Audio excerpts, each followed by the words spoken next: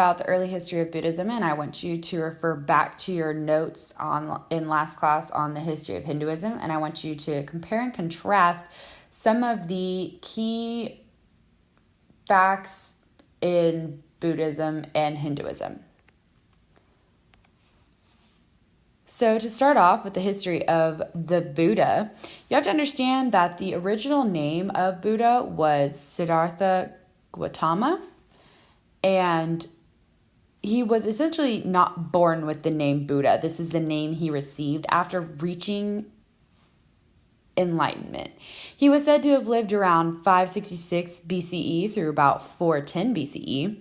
This religion was founded in India, and the way this religion was said to have started is when Siddhartha, in his youth and younger years, since he was born into a religious and royal family, he was sheltered as a child. So he really didn't get to go out and experience much of the world.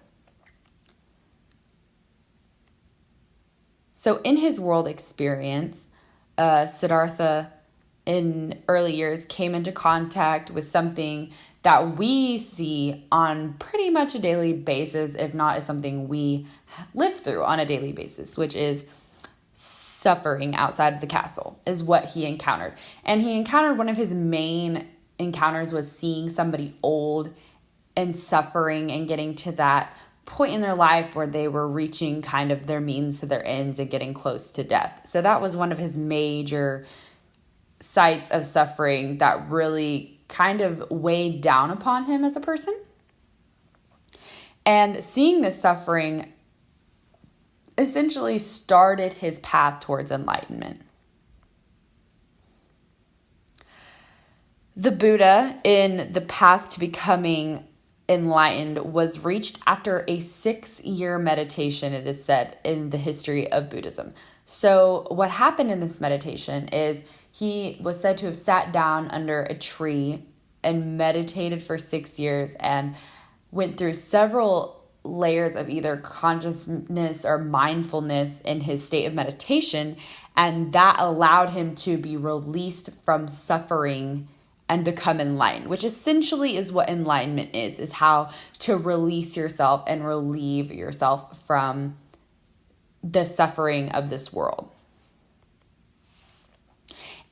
In the steps to becoming enlightened, after he was enlightened, he really pushed to share his enlightenment with India and the peoples of India in general. And this religion essentially has spread all over the world globally. The numbers now of followers are way over the thousands mark, and it is one of the most followed and lived religions in the world.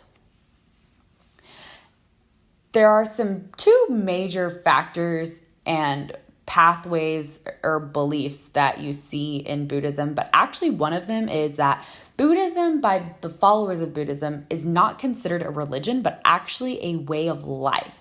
So a lot of people don't see it as a rule book they have to follow, but it is something that is like instilled inside of you, and that is just how you're supposed to live as a person. Those are personable things that you're supposed to just breathe in and breathe out, and second nature almost. So the 4 noble truths that pertain to Buddhism are that to live is to suffer. So what they're saying is that living in general, to be alive, you are going to be subjected to any kind and all kinds of suffering. The second truth is that suffering is caused by desire. So I'm sure you guys have all seen your friends that have things that you want and it makes you upset. So essentially that's what suffering is caused by desire means. The third one is pretty self-explanatory. It says suffering can be overcome, but the fourth truth states that suffering is solved by the Eightfold Path. So we're going to get into the Eightfold Path after I want you to focus on this symbol right here is included in Buddhist text, anything, symbols that are related to Buddhism. This is actually a relative symbol to the Four Noble Truths. So if you guys look really deep into your text, you're going to see that the symbols are relating to certain ways of life. Now, the Eightfold Path is what we're going to talk to next that relates obviously with the fourth noble truth. The Eightfold Path is represented by the Dharma wheel. And if you guys look really closely in the wheel, you see 8 different spokes, which relate specifically with the 8 noble truths.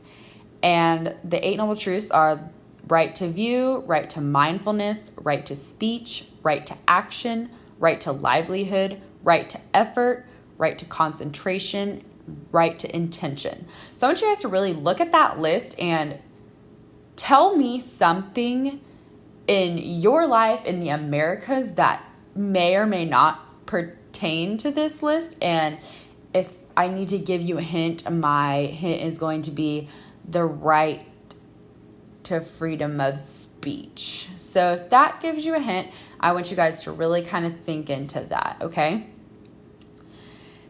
And in conclusion, Buddhism is a way of life which originated in India. And in the belief of Buddhism, you're really focusing on the pursuit of enlightenment. Reaching enlightenment means that, man, you have lived your life right according to how you should in the Buddhist way of life. And the way to do that is by the Four Noble Truths, which connect directly to the Eightfold Path, which the path essentially is those rights that you are supposed to follow. And then on your way out today, guys, I really would like on a piece of paper 3 ways Buddhism relates with Hinduism, which was your last lecture. And then tonight, I would like you guys to read up for tomorrow